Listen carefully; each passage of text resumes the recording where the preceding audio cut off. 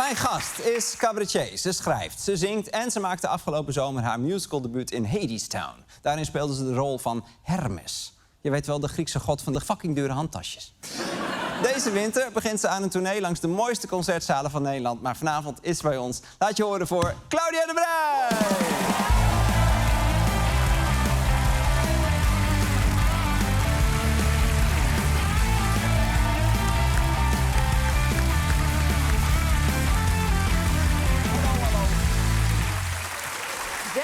Wat een gezellige zaal, toch?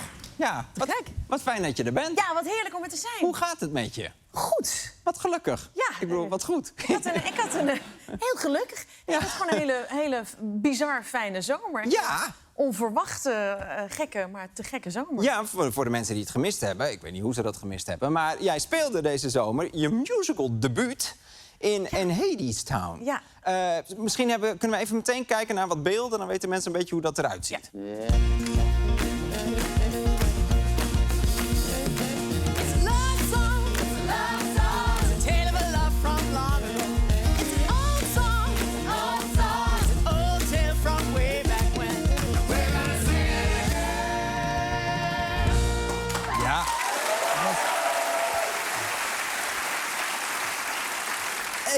Ik ben er ook naartoe geweest, net als heel veel mensen. Het was een groot succes, het werd verlengd en zo. Wat een geweldige zomer moet je hebben gehad. Ja, het was ja, ik weet niet wat er allemaal tegelijk gebeurde, maar het was voor mij zoveel nieuws. Ja. Sowieso met een hele grote groep mensen werken. En dat jij dan niet degene bent die zegt, jongens, dit liedje gaat eruit, dit gaan we anders doen. Maar dat je gewoon iemand bent die net als de rest gewoon moet doen wat er geschreven staat. Want ik ken jou al wat langer. We hebben ooit radio gemaakt vroeger. Zeker, dat hoeven mensen helemaal niet te weten, maar dat is gewoon zo. Nou, wel belangrijk als ik zou het toch opzoeken. Oké, ja, ik zal wel even kijken. Dat was echt heel goed. Dat was echt heel goed. Dat was helemaal niet heel goed. Nee, het was eigenlijk vrij slecht. Maar slecht. we hebben wel gelachen. Maar, Ja. en ik weet dus dat jij houdt erg van muziek en je bent een Barbra Streisand adept en zo. Dus Ja. ik snap het wel. Maar toch had je eigenlijk ook al iets met musicals voor Hadestown. Ja, nou ja, kijk, ik ga of ging regelmatig of naar New York of naar Londen om musicals te kijken. Maar want ik hou heel erg van musical, maar er is een soort, ja, in Nederland een soort wet op de conversatie over musical.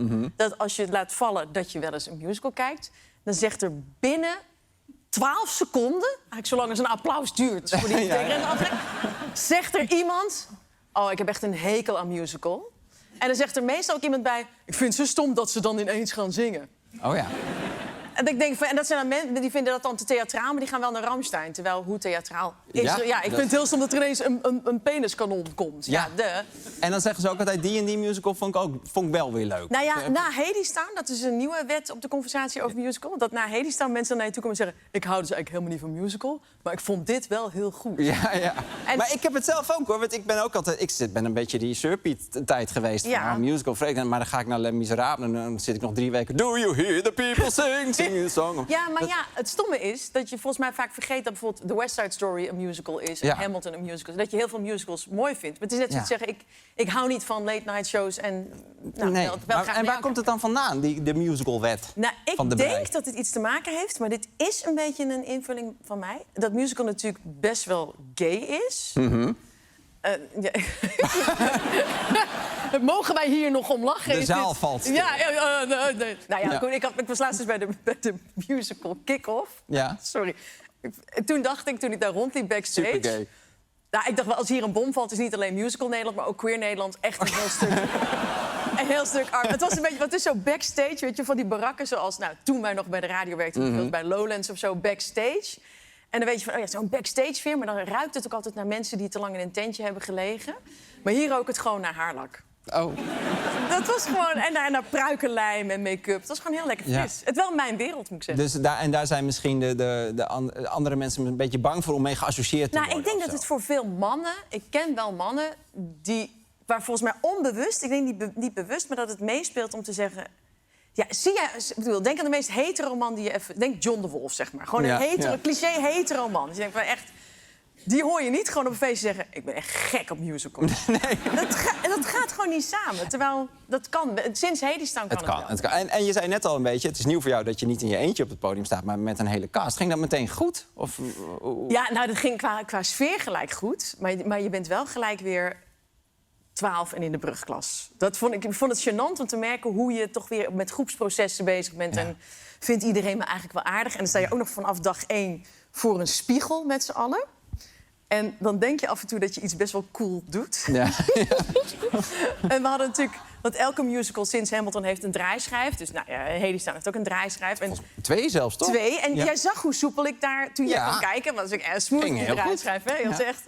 Maar bij de eerste repetitie, toen dacht ik zelf ook dat het best wel ging. Ja. En toen had later een van mijn... Nou ja, iedereen was ongeveer de helft mijn leeftijd. Dus een van mijn 25-jarige collega's had een gifje gemaakt in de appgroep. Nou ja, kijk. Jij hebt die ja. gestuurd. Ja, kijk Is dat maar. die ene die jij hebt... Want dan heb ik hem hier onder een dat is knopje. dus hoe ik voor het eerst op de draaischijf ging en zelf dacht... dit ging best goed, toch? Oké, ik ga kijken of ik hem kan oproepen. Even zien. Is dit hem? Ja. Oh, Dit is gewoon... Wij gaan 1 keer per jaar met mijn kinderen en mijn ouders naar de Efteling. En altijd als mijn moeder dan uit de droomvlucht komt... dan heb ik zoiets van, oh, mama, weet je wel? Nou, dat was dat. En smaakt het naar meer? Gaan we je nog vaker in de musical zien? Als het zo tof is als Hadestown, dan zou ik het wel doen. Ja. Maar ik weet niet of er heel veel is wat ik zo tof vind als Hadestown. Maar Nou. het is gewoon heel leuk om iets te doen... Ja, wat je niet zelf had kunnen bedenken, Ja. maar wel had willen bedenken eigenlijk. Nou, met een goede promotie voor iets wat nooit meer, waar ze nooit meer naartoe kunnen. Ja. Hartstikke leuk. Had je bij moeten zijn. Ja. Want je gaat nu een concerttour doen met de naam Een Hoop. Ja. En je zingt altijd al wel in je cabaretvoorstelling. Maar nu is het echt alleen zingen. Alleen liedjes. Waarom switcht je naar die kant? Nou, het had ook wel een beetje te maken met dit. Met Hadestown. Ja. Ja, dit zegt het eigenlijk al. Nee, dat ik merkte... nou ja, dat is hier niet zo, maar in heel veel talkshows... en ook in heel veel woonkamers zit iedereen gewoon heel te vertellen... wat hij ergens van vindt. Ik heb daar zelf ook nogal een handje van... om te vertellen hoe de wereld in elkaar zit. En ik merkte tijdens... Herken ik helemaal. Nee, heb jij ook helemaal. Nee, maar goed, je probeert een manier te kiezen om bij mensen binnen te komen. En met Hadestown, wat echt ergens over ging... wat eigenlijk mensen heel veel hoop en energie en inspiratie geeft... om het wereldwijd opkomend fascisme aan te kunnen. Maar zonder dat dat de hele tijd heel expliciet is. Ik merkte gewoon van, wat is het lekker om dingen samen te doen... en iets moois te laten zien...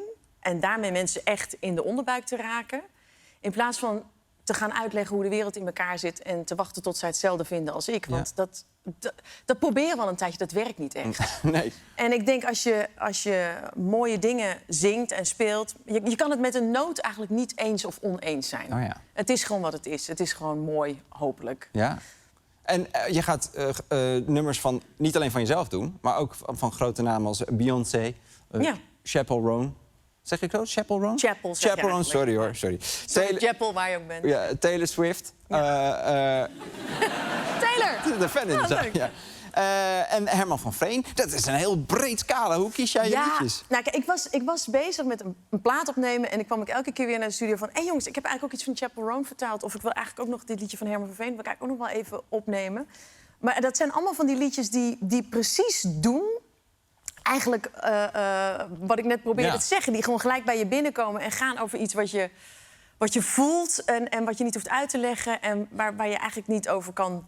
niet eens over hoeft te discussiëren. En ik vind ook wel dat... ik zie een soort verwantschap tussen, zeg maar... Ik heb een liedje opgenomen van Ramses Shaffi... en ook iets van Chappell Roan. En dat lijkt heel ver uit elkaar te liggen... maar die zie je zo met z'n tweeën doorzakken... Nou ja, Als ze in elkaars tijd hadden elkaars geleefd. tijd hadden Ja, geleefd. ja, ja. En dat vind ik eigenlijk ook... Ik zie Herman van Veen en Taylor Swift eigenlijk ook wel... Oh, wauw. Ja. Die link had ik nog niet helemaal... Nee, maar bedoel, je hebt dan bijvoorbeeld een liedje... wat ik heel mooi vind van Veen... wat ik ook heb geprobeerd op te nemen... dat had volgens mij Chappell Roan ook wel willen maken. Volgens mij ken jij dat ook. Wie heeft de zon uit jouw gezicht gehaald? Wie heeft het licht in jou gedoofd? Wie heeft je rode wangen bleek gemaakt? Wie joeg de dromen uit je hoofd? Ken je niet? Prachtig. Ja, Ja, het wel. eindigt met... Ja. Oh, dankjewel. Wie brak jouw rechterrug? Nee, Ja. maar ja, ik ken hem wel. Trapte je speelgoedstuk. Ja, ja. En dan vooral de clue. Wie heeft jou net als ik te weinig lief gehad? Ja. Ik ben opeens ontroerd. Wacht, moet ik even compenseren. Sorry. Dit is beter. Ja, sorry. Ja, maar dat is zo'n voorbeeld van iets... Wie heeft jou net als ik te weinig lief gehad? Iedereen kent dat gevoel. Iedereen Ja. heeft dat wel eens gedacht. En het is een liedjesvoorstelling, maar je gaat ook een album maken van die liedjes. Heb je die artiesten dan ook toestemming gevraagd? Nou ja, dat is misschien wel een beetje het sneu verhaal. Je Ja. moet inderdaad... Ja, ik kan Hoe werkt natuurlijk dat? niet... Ik heb natuurlijk zelf zo zitten zeuren ooit tegen Jeroen van der Boom. Ik weet het nog. Dat ik niet... Ja, voor mensen die dat niet weten, voor mensen die recent geboren zijn. Ja, die zijn er ook. Ja. Jeroen van der Boom heeft ooit zonder te checken met mij... mag ik dan bij jou uitgebracht. En daar was ik toen echt van over de tiet. Inmiddels denk ik daar wel iets milder over, moet ik zeggen. Als de buurman weer binnenkomt. Ja, denk je, fuck alles. het buurman denk ik... Oh, Jeroen, oh. Doe er nog eentje. Ja. Ja. Maar ja, ik kon het dus niet maken om... Ik dacht gewoon, leuk, vertaald, klaar. Maar ja, iemand zei tegen me, je moet dat echt checken. En nou, zowel Chappell Roan als Taylor Swift maken eigenlijk de vergissing van hun leven. Want die zeiden allebei nee. Oh, echt? Ja. Maar je mag ze niet Ja, je mag het dan opnemen, wel maar live spelen. zingen. Ja. Dat, tenminste, dat hoop ik. Ik hoop niet dat daarna vanavond ook nog... Nee, dat mag je. En ja. Beyoncé? Ik ben nog in afwachting van de nee van Beyoncé. Ja, Ik denk eerlijk gezegd, als Beyoncé, die moet wel. Want, want kijk, ik weet niet of je dit van Beyoncé kent, maar hier, check dit. If the worst should come and I need a shelter, can I then with you? Wauw. If the worst should come Ja, maar ja, and I ik need zie a het wel shelter, voor me. can I then with you? Dus ik zeg gewoon, zij moet wel. Ze moet wel toestemmen. Oh, wauw. We moeten afronden. Claudia, super fijn dat je er was en heel veel succes met Een Hoop. Laat je horen Dankjewel. voor Claudia de Brij. En dit was de show. Een Hoop is vanaf januari te zien in concertzalen door het hele land. Dit was Claudia, dit was Lubach, ik ben Arjen. Bedankt voor het kijken, we zien elkaar morgen.